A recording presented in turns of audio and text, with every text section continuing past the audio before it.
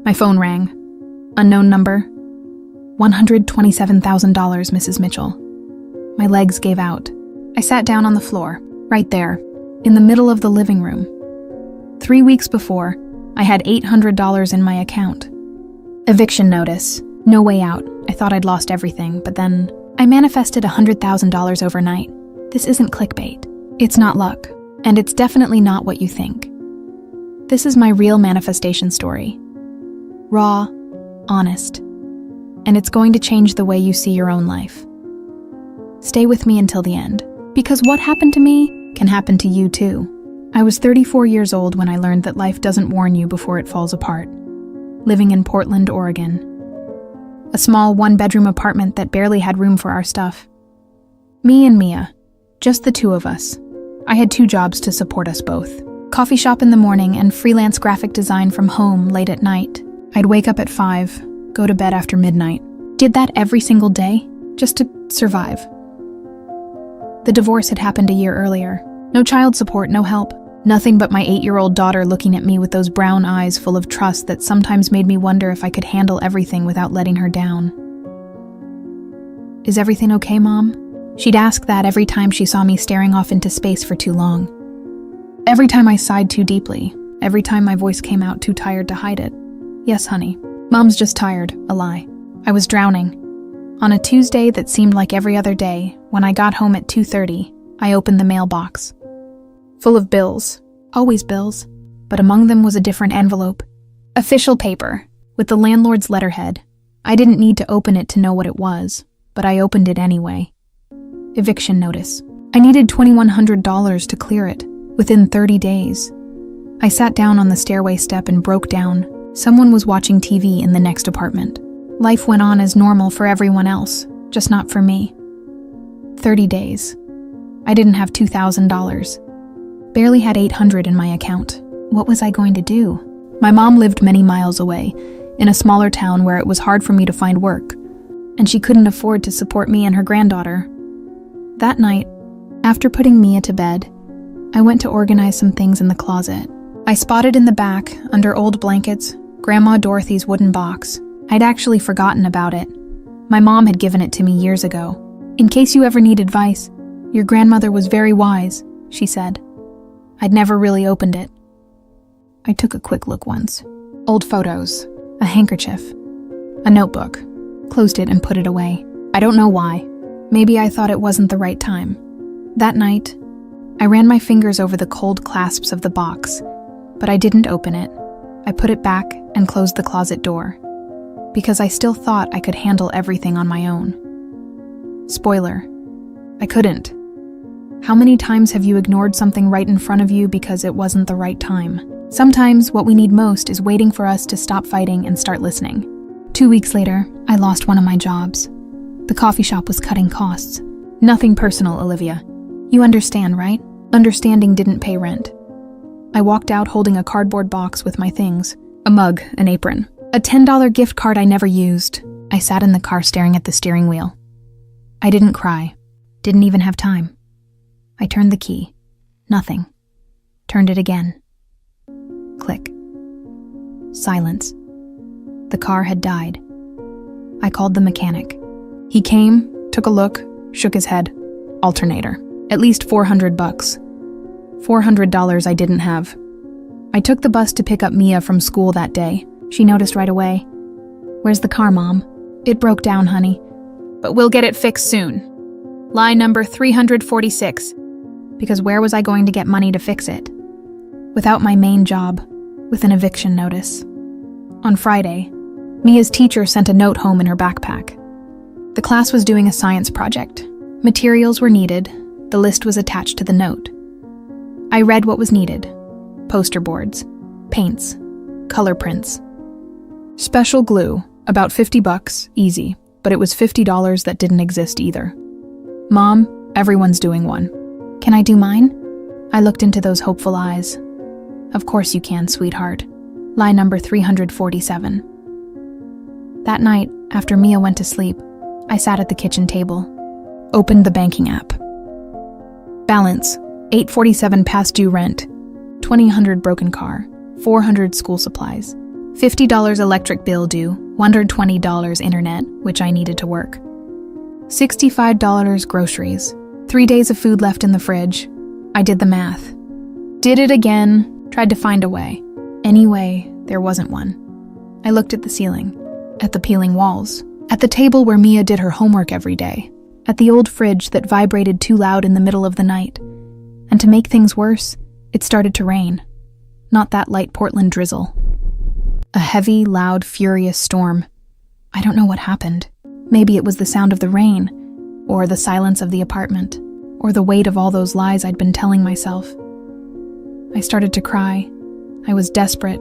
I gripped the edge of the table and sobbed until I had no air left. 34 years old.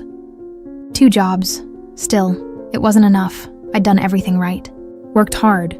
Been responsible. Tried, fought, and still.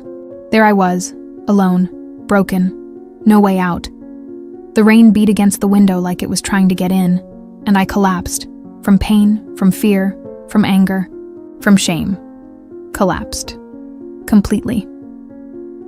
Have you ever reached that point where you can't pretend everything's okay anymore? Where you stop fighting and just break? Sometimes that's exactly where something new can begin. I don't know how long I sat there, crying at the kitchen table. The rain continued. My head was throbbing. My eyes burned. And then, in the middle of that heavy silence, something nudged me from inside. The box. Grandma Dorothy's box. I got up without thinking much.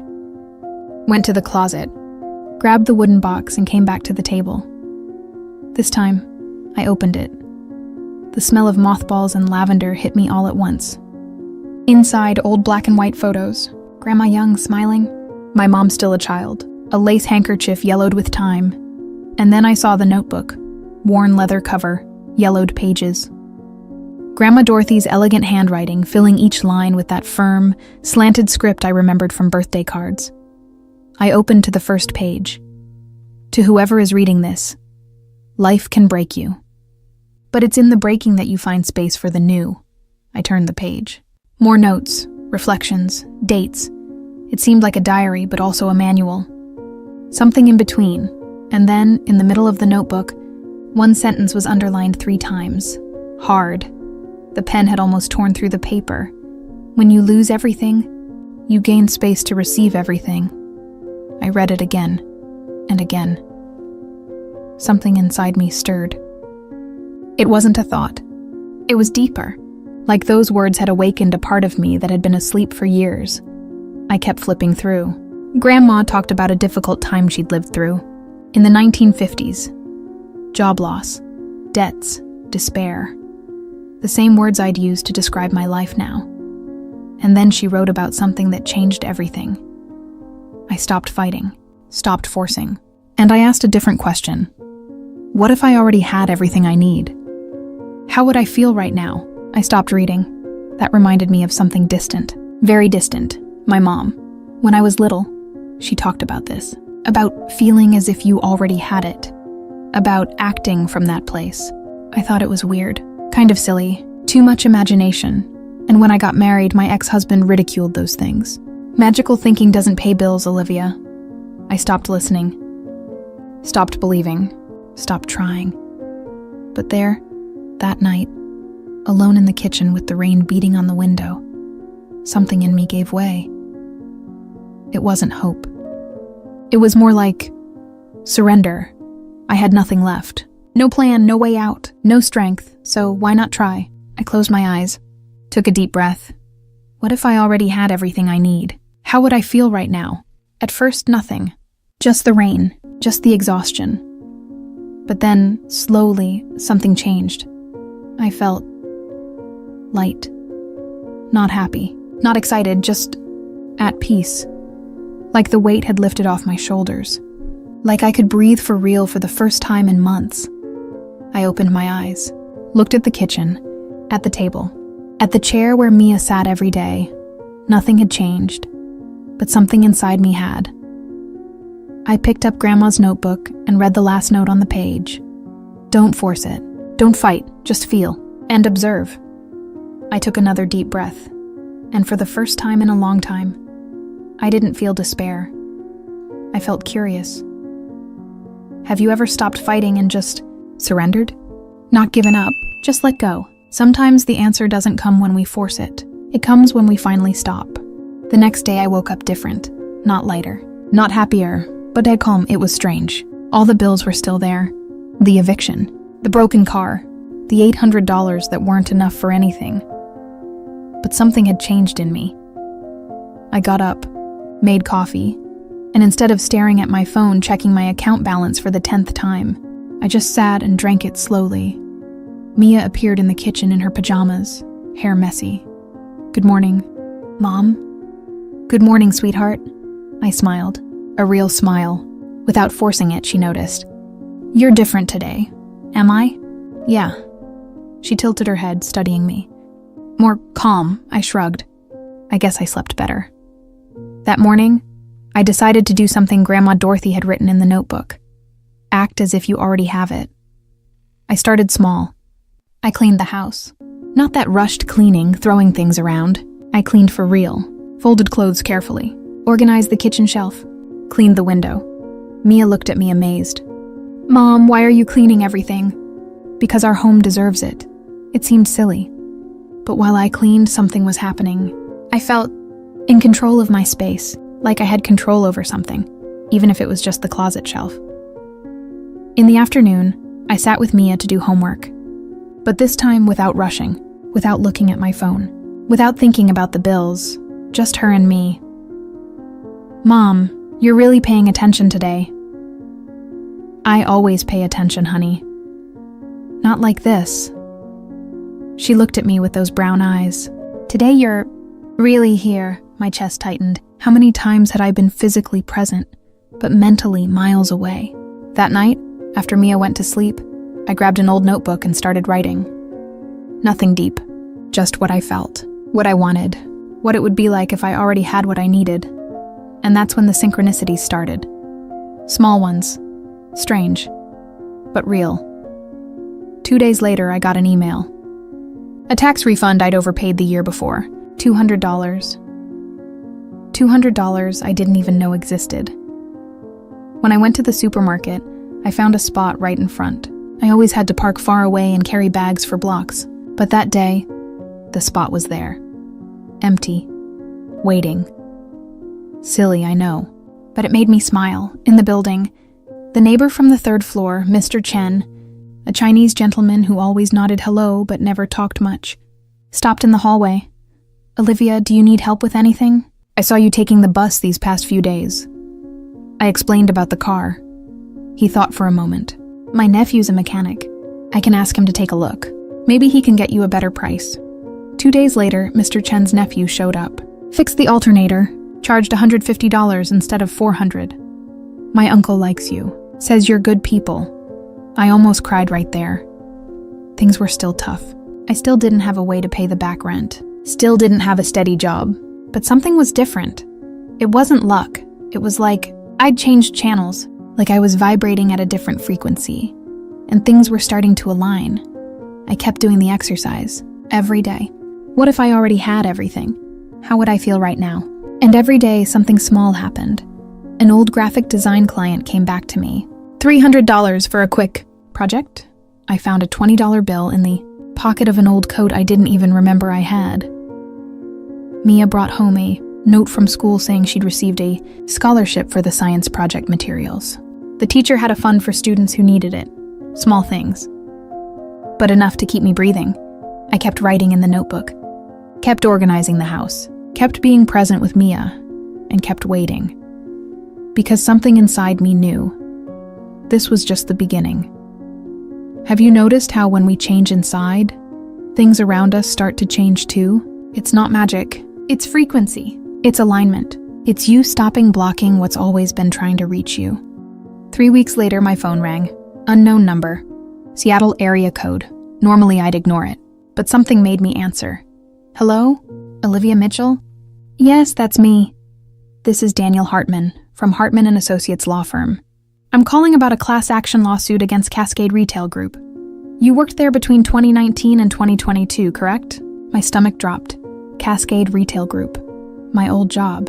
a retail chain where I'd worked for 3 years before leaving to try something better. Unpaid overtime, double shifts, broken promises.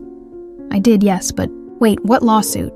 You enrolled in a class action lawsuit in 2022 regarding unpaid overtime and violations of state labor laws. The case has been concluded. The settlement was approved by the judge last week. Had I enrolled? And then I remembered. 2 years ago, an online form. A former coworker had sent me the link. Fill this out, Olivia. You never know. I filled it out without thinking much about it, and completely forgot. I didn't even remember that. That's common. The process took time, but I have good news. You were included in the group of workers eligible for compensation. I need to confirm some information before processing the payment. My heart started beating faster. How much? How much is it? He paused. $127,000. The world stopped. What? $127,000, Mrs. Mitchell. Based on documented overtime hours, uncompensated shifts, and interest accrued since the beginning of the process. The amount will be deposited within 10 business days after confirmation of your banking information. My legs gave out. I sat down on the floor. Right there, in the middle of the living room, Is this real? It's not a scam. I understand the surprise. I can send the official documentation by email right now. The case number is 2022 CV 8847, Washington State Court. You can verify everything online. He kept talking, confirming my address, my bank account, explaining the next steps. I could barely breathe. $127,000. When I hung up, I sat on the floor, holding my phone. I looked at the ceiling, at the peeling walls, at the table where Mia did her homework, at Grandma Dorothy's notebook on the shelf. What if I already had everything? I'd asked that every day, for 3 weeks. And now, I started laughing and crying. At the same time, Mia came out of her room, startled. Mom, what happened? I opened my arms. She ran and jumped into my lap. Everything's okay, sweetheart. Everything's okay. This time it wasn't a lie. Do you believe in divine timing? In that moment when everything aligns in a way you could never have planned, sometimes the answer was already on its way. You just needed to stop blocking it. 10 days later, the money hit my account, $127,000. I looked at the banking app about 20 times refreshed. It looked again like the number would disappear, but it didn't disappear. The first thing I did was cry again, but this time from relief. The second thing was pay the rent. I cleared the 2 months behind and paid 6 months ahead, just so I'd never feel that tightness in my chest. When seeing the mailbox again, I paid the electric bill, the internet, groceries, bought school supplies for my A the complete materials, for the science project, and a little more. Because I could fix the car properly, change the tires too. And for the first time in years, I took a deep breath without feeling the weight of the world on my shoulders. But the real transformation wasn't the money. It was what I did after. One afternoon, 2 weeks after the deposit, I was organizing the closet. I wanted to donate clothes I didn't wear anymore. And there was Grandma Dorothy's box. I realized I'd only read half the notebook. I'd stopped when I found the phrase about feeling as if you already had it. But there were more pages. Sat on the bed and kept reading. Grandma wrote about her life in the 1950s. About how she and Grandpa had lost everything. Job, house, dignity.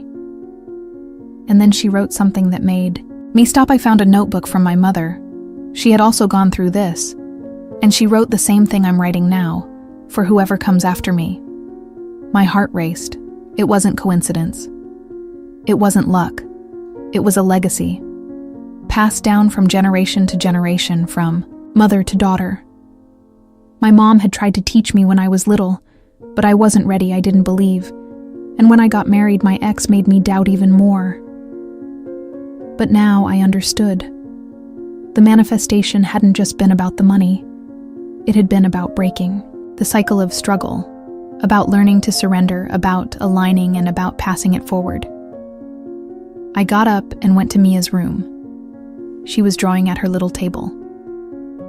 Mia, come here. I want to show you something. She put down the pencil and came over, I showed. Her grandma Dorothy's notebook. The box. One day when you need it, this will be yours, and you'll understand just like I did. She looked at me curious. What is it? Mom, I smiled. It's our family secret about how life really works. She took the notebook flipped, threw it carefully, and looked at me. I'll keep it safe. I promise. I hugged my daughter, and for the first time, I understood what Grandma had left for me. It wasn't just wisdom. It was freedom. How many things in your life were waiting for you? To stop fighting and start trusting.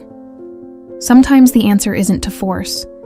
It's to align. It's to feel. It's to know you already have everything inside you. Today, 6 months later, I look back and see everything differently. It wasn't the money that changed my life. It was the collapse. It sounds strange to say that, but it's true. That night in the kitchen, crying under the rain, no way out, no hope. That was the portal. I spent years thinking manifestation was about repeating affirmations, visualizing, positive thinking, pretending everything's fine when it's not. But that's not it. Manifestation is surrender. It's asking, what if I already had everything I need? How would I feel right now? And then feeling it for real, not faking it, not forcing it, just aligning. I did that for 3 weeks, even without knowing if it would work, even with all the bills overdue, even with eviction at the door. And the universe answered, not because I forced it, but because I finally stopped blocking it. That money was already on its way. The process was already happening. The answer already existed. I just needed to make space. Today, Mia is fine. We're fine. We moved to a bigger apartment with 2 bedrooms. She has her own study desk by the window. And every night before bed, she asks, Mom, are you happy? And I answer, I am, sweetheart. For real, it's not a lie. Not anymore. So I want to ask you now, while you're listening to me, what are you blocking in your life? Where are you fighting, forcing, trying to control so hard that you're not leaving space for anything new to come in? Close your eyes for a second. Take a deep breath and ask, what if I already had everything I need? How would I feel right now? Don't think. Feel. And then observe what happens.